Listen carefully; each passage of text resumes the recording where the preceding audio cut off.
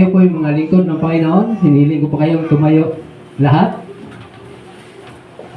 At sabihin po natin ng Hallelujah! Hallelujah! Hallelujah! Hallelujah! Amen! Amen! O, muli na po kayong makaupo. Yeah. Ito po ngayon.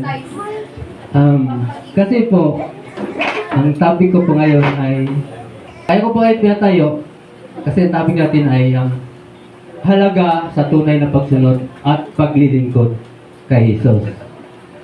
Ang text po natin sa Mateo 16:21, 27. Babasahin po natin yan mamaya. So tanong po, gaano kahalaga ang tunay na pagsunod at paglilingkod sa Panginoon Jesus? Meron po tayo niyang kaalaman na matutunan. 4 na kaalaman. Una po, mas mahalaga ang katayuan natin kay Jesus kaysa katayuan natin dito sa mundo. Sabi po sa Mateo 24, basahin po natin. Sabi ni Jesus sa kanyang mga alagad, sino mang nagnanais sumunod sa akin ay kailangang itakwil ang kanyang sarili, pasalin ang kanyang cross, at sumunod sa akin. So, ano ibig sabihin na itakwil ang sarili, sumunod sa Kanya, at pasalin ang cross? Ang ibig sabihin ng Diyos, ay ito po yung, di ba ito po yung na hindi ka komportable. Kasi ikaw po ba naman pasasapasan mong cross, di ba? Bigat. Hindi ka komportable, di ba? Bakit mas mahalaga ang katayuan natin kay Jesus kaysa dito sa mundo? Una-una po dyan, ayun po, pag sinabi yung pasan natin yung cross, no? Tingnan po, di ba ang hirap ng kalagayan natin? Pasan natin yung cross. Kaya po kailangan, bakit mas mahalaga ang katayuan natin kay Jesus kaysa dito sa mundo? Una po, dahil si Jesus, siya po yung creator ng mundo. At Jesus, hindi siya mawawala, hindi siya lilipas. Siya po ay panghabang buhay. No? Kaya niya kontrolin ang mundo, hindi yung mundo ang magkukontrol sa kanya. Sapagkat siya yung gumawa nito. Kaya nga po, dyan po tayo maglilingkod sa ating Panginoong Hesus. Advantage po sa ating katayuan na tayo ay maglingkod sa Kanya. Kaya po, mayroon pong nais na ipanawa si Jesus upang nating manawaan ang bilang tagasunod sa Kanya. No? Ibig sabihin ni Jesus, mayroon po tayong dapat na tinatawag na challenge accepted, no? Bilang tagasunod ng Panginoon. Halimbawa po, kailangan po natin iwanan yung bahay natin, yung pamilya natin. Paano may yung mga gawain natin sa bahay? Yung iba, ayaw magsimba din, kailangan maglaba pa. Iwanan po natin yan dahil sa pagsunod natin kay Jesus. Kailangan, yun yung challenge niya sa atin, na handa tayong sumunod sa Kanya. Iwanan natin yung mga bagay na yun, no? Amen. So, katulad niyan, mayroon tayong seminar, fellowship, ano pa ba? Mayroon tayong big event sa church. Kailangan natin yung madadaluhan natin yung gawain na yun para sa ating Panginoon. Kung titignan po natin, si Jesus, ipinakita niya sa atin kung paano siya sumunod sa kanyang Ama. Mayroon po siyang mission, no? Na iniwan niya yung mission niya para sumunod siya sa kanyang Ama, alang-alang sa kanyang Ama, no? Iniwan niya yung langit, iniwan niya yung harian niya, iniwan yung pagka-Diyos para lang masunod niya yung mission na inatang niya ng kanyang Ama. Kaya po, iniwan niya, pumunta doon sa lupa, naghanda siyang nagdiis, naghanda siyang mamatay alang-alang sa atin. No? Dahil po dyan, titingnan po natin sa Mateo 16:21. Basahin mo natin ha. Mula noon ay pinaalam ni Jesus sa kanyang mga alagad. Ang mangyayari sa kanya, sinabi niya, dapat akong magtungo sa Jerusalem at magdanas ng maraming hirap sa kamay ng mga pinuno ng bayan, ng mga bunong pari at mga tagapagturo ng utusan. Ako'y papatayin, ngunit sa ikatlong araw ako'y muling mabubuhay. Di ba?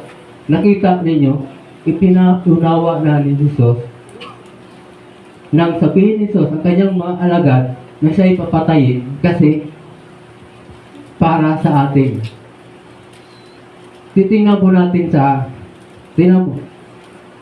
No? Sinabi niya sa kanyang mga alagad, bago siya, iniwan niyang pumunta sa lupa. Tingnan po natin sa 2 Corinto 8:9. Ipinawa niya sa atin. Ayan po. Hindi kaila sa inyo ang kagandahang loob ng ating Panginoong Kristo na kahit na mayaman ay naging dukha upang maging mayaman kayo sa pamagitan ng kanyang pagiging dukha. So parang itong challenge accepted ni Jesus, no? Kahit si Jesus, maganda ang kanyang lugar sa langit, ang kanyang kaharian, ang kanyang pagka-Diyos, iniwan niya po yan. Iniwan niya. Nagtiis siya. Nagsakripisyo para sa atin. Kaya, yan po tandaan natin. Ang tunay na tunay na sumusunod sa ating Panginoong Hesus ay mas mahalaga ang katayuan natin kay Hesus kaysa katayuan natin dito sa mundo. Yan po, tandaan po natin na mas mahalaga po ang katayuan natin kay Kristo kaysa dito sa mundo. So, ngayon po, pangalawa na po tayo sa 4 na kaalaman kung gaano kahalaga ang tunay na pagsunod at paglilingkod kay Jesus. Pangalawa po, mas mahalaga ang paglilingkod alang-alang kay Jesus kaysa sarili. Tingnan po natin sa 16:25. Ang naghahangad na maligtas ng kanyang buhay ay mawawalan ito. Ngunit ang mawalan ng kanyang buhay alang-alang sa akin ay magkakamit nito. Kaya nga po, ang tanong, kanino ba ang pagpupuyat mo? Ang pagkipagrelasyon mo? Kanino ba ang mga pangarap mo? Yung mga pinag-aabala mo ngayon, para kanino ba yun? Yung talino mo. Alam niyo mga kapatid, dapat natin tandaan, kung ang lahat ng tanong ng iyan, kung wala para doon kay Kristo, hindi tayo handang maglingkod sa Panginoon. Amen. Na? Dapat po, lahat ng ginagawa natin ay kasama doon ang ating Panginoong Hesus. Kasi marami po, hindi po yung alang-alang para sa sarili natin, sa atin. Kasi po, ang salitang alang-alang para sa Kanya, marami dapat tayong maunawaan. Halimbawa na lang po sa ministry. Sa ministry natin, sa pagsamba natin sa Diyos, fellowship, discipleship. Katulad lang po na sa atin, na mayroon po tayong devotion, di ba? Tanong po, nagagawa po ba natin? Amen. Yung devotion natin, nagagawa ba natin? Amen. Lahat po ba na bawat chapter ba na sundan ba natin? Marami po sa atin na hindi nasusunod, di ba? Marami. Ngayon nga po, binasa ko kayo ng umaga. Ilan na lang yan siguro? 11. 11, minsan ganun. Sabi ko, ang dami po natin dito na nag-AJR na. ito po ay pinagawa sa atin ng ni Pastor yan. Hindi para sa kanya, kundi para sa ating buhay, para sa ating sarili. Para po tayo, yung salita ng Panginoon, ma-absorb natin, ma-atatak sa puso natin, sa isipan natin. Kaya po pinagawa ng pastor natin yan, na magbasa tayo ng Bible, isang chapter, ano lang po yan, ilang minuto lang po yan. Meron niya po tayong mahabang oras sa pag-chat, paglalaro, pag-tiktok, di ba? Pero magbasa lang tayo ng Biblia. Magbasa lang tayo ng Biblia. No, ayan. Tapos, inaantok na kaagad. Dadalo lang tayo ng Bible study. Inaantok. Makikinig tayo ng sermon ng Panginoon. Naantok na. Di ba nan? Dapat po, kailangan po natin na mahalin natin ang ating pagpursugin natin sa ating Panginoon, no? Dapat lagi tayo may oras sa Kanya. Hindi po yung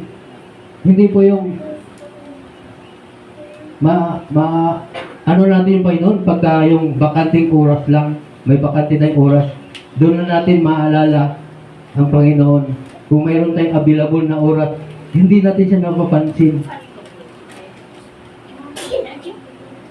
Kaya po muli natin pong unawain, no?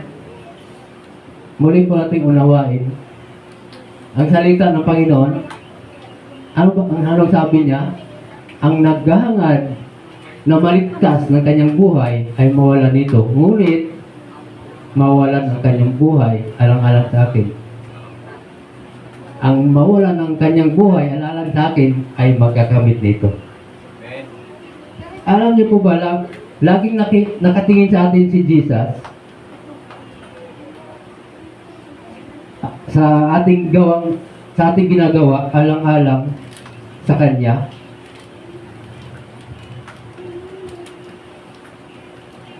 Kaya sabi ni Jesus sa atin, pag ano yung mga ginagawa natin, titingnan niya tayo. Kaya minsan gusto sabihin ng Panginoon, anak, para sa akin ba yung ginagawa mo? Kaya dapat po, ang bawat ginagawa natin ay kasama doon si Jesus. No? Kaya po, mas mahalaga ang paglilingkod kay Jesus. Ang paglilingkod kay Jesus kaysa ating sarili. Amen. Okay. Kaya po, sa pangatlo na po tayo. Ang bilis lang. Ayun, tingnan po ako naantok.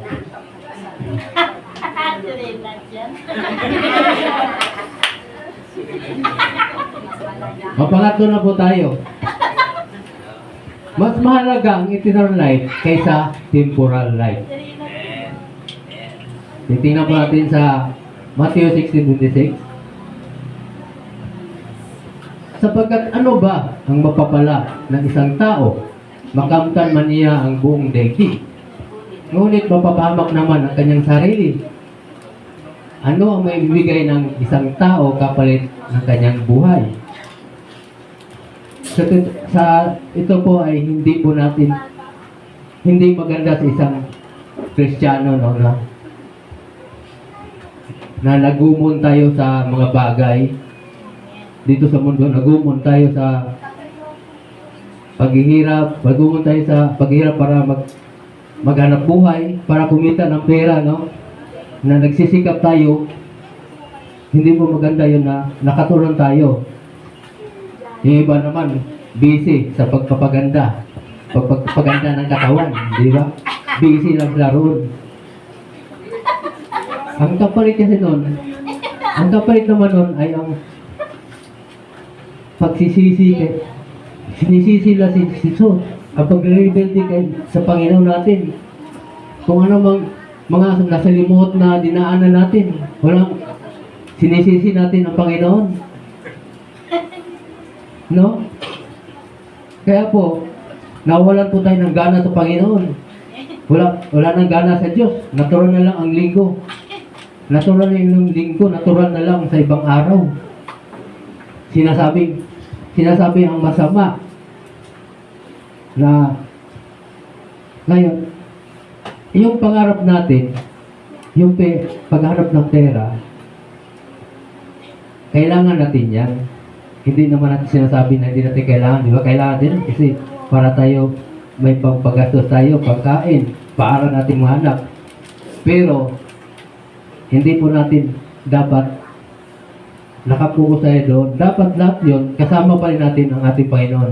Kasi, pag nakapokus lang tayo doon, na walang ang Diyos, yun yung dahilan para tayo malayo sa Panginoon.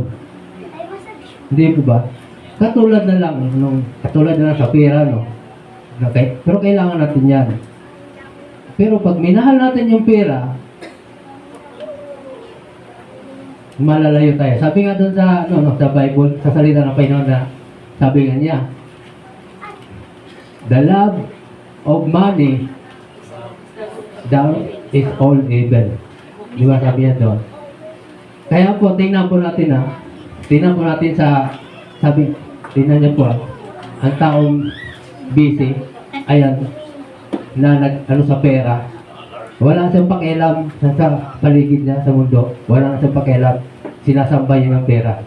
Kaya po, tingnan po natin sa unang Timoteo 6:9 hanggang 11. Tingnan po sa 9.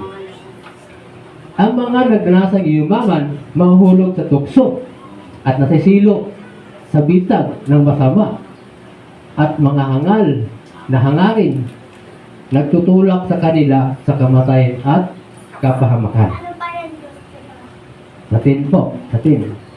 Sapagkat ang pag-ibig sa salapi ay ugat ng lahat ng kasamaan. Dahil sa pag-aangat ng yumaman, may mga taong nalalayo sa pananampalataya at nasasadlak sa maraming kapighatian. Napakalinaw po ng salita pa ito. At sa 11 po, tingnan po natin. Ito ngunit, ikaw na lingkod ng Diyos, umiwas ka sa mga bagay na ito. Sikapin mong mamuhay ng matuwid, baka Diyos, may pananampalataya, pag-ibig, pagtitiis, at kaamuan. Yun po dapat ang gagawin natin. Kaya nga po hindi maganda kung mahalin natin ang mga bagay na naging dahilan na tayo malayo sa ating Panginoong Hesus. Hindi po kayang bayaran ang langit. Tandaan po natin. Hindi po kayang bayaran ang eternal life. Walang katumbas na halaga yun. Hindi po natin. At higit sa lahat, hindi po natin kayang bayaran ang buhay. Hindi natin mababawi yun pag tayo wala na. Kaya habang buhay pa tayo, maglingkod tayo, sumunod tayo sa tunay na pagsunod, paglingkod sa Panginoon. Sa bawat aspeto natin sa buhay, dapat kasama natin, priority natin si Jesus. Amen po ba? Amen. Kaya nga po, mas mahalaga ang eternal life kaysa sarili. Sa temporal life. Amen. Yan. So, pang-apat mo tayo. Mayroon pa po tayong 15 minutes ba? Pang-apat, mas mahalaga ang gantimpala ni Jesus kaysa gantimpala ng mundo. Yan. Amen. Tingnan po natin sa 27. Sapagkat darating ang anak ng tao, kasama ng kanyang mga anghel, at taglay ang dakilang kapangyarihan ng kanyang ama. Sa panahong iyo'y gagantimpalaan niya ang bawat tao ayon sa ginawa nito. So minsan, ang buhay natin ay nalimutan na ang gantimpala ng Diyos. sapagkat nahuhumaling na po tayo sa gantimpala ng mundo. Yan po ay mali. Ang gusto po natin, lagi tayong top. Lagi tayong nangunguna sa mga, lalo na sa sport, nasa school, gusto lagi tayong top. Gusto sikat tayo, kilala, titingala, hinahangaan, o ano pa man yan, no? O gusto natin na may award, may gold medal. Tingnan mo, ayan o.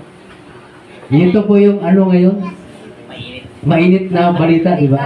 Pero, ang alam ko po, parang hindi sila maayos sa pamilya niya. Di ba?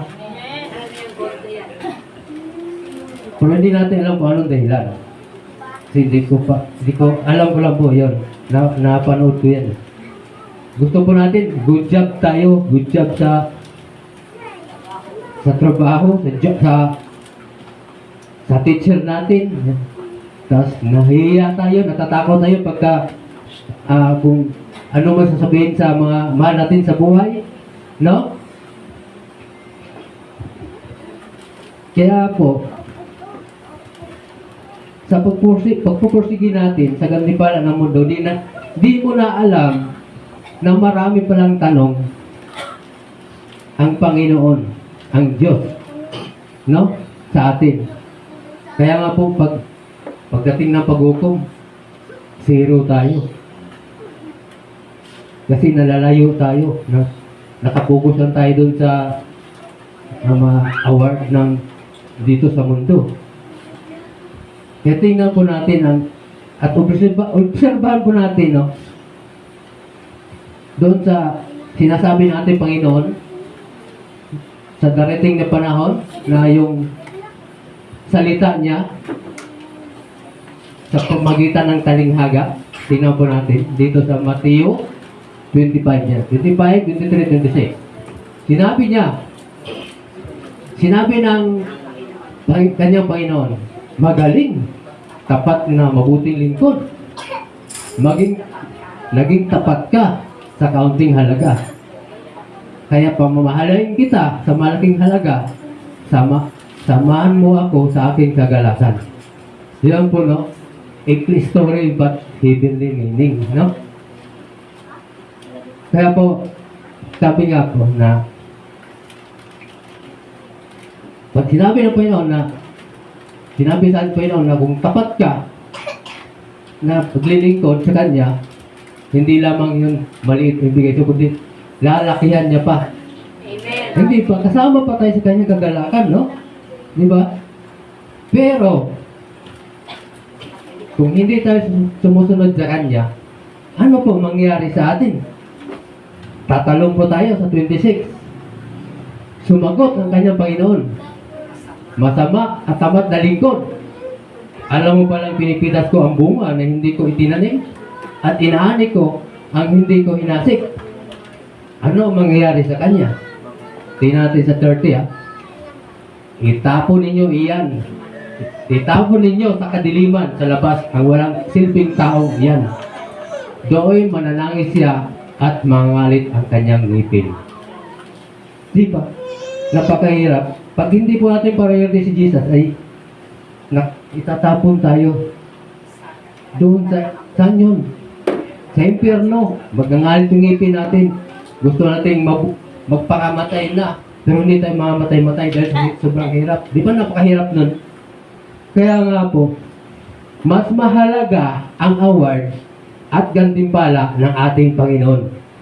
Hindi po dapat na yung ating gantimpala ng mundo. Mas mahalaga ang gantimpala ng ating Panginoon. Dahil makakamtan natin po yon ng buhay na walang hanggan. No? So yun po, yan po, dapat po natin maunawaan at maintindihan ang salita ng Panginoon. Ayan, kung basahin po natin araw-araw, kahit isang chapter lang po, yun nga sinabi ng pastor sa natin, devotion, isang chapter lang po, 5 minutes lang po yan, o ilang minuto lang po yan. Kaysa nag-game tayo, nagpi-Facebook tayo, nagchat-chat tayo, kumakain tayo ng napakaraming oras. Pero ito po, isang hinihingi lang po ni Pastor na kahit 5 minutes lang po, isang chapter lang basahin, hindi pa natin nagagawa. Tingnan po natin ha, balikan po natin yung ating natutunan. Kung gaano kahalaga ang tunay na pagsunod at paglingkod kay Jesus. Una po,